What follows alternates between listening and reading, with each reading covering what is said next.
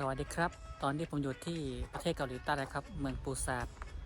ชนบททางตอนเหนือของปูซานดูภาพบรรยากาศครับ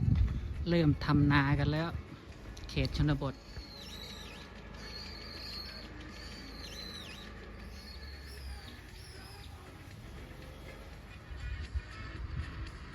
ลำธาร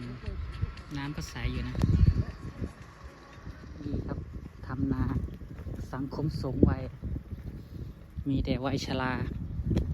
เมืองปูซานคนแก่เยอะครับวัยรุ่นเข้าโซกันหมด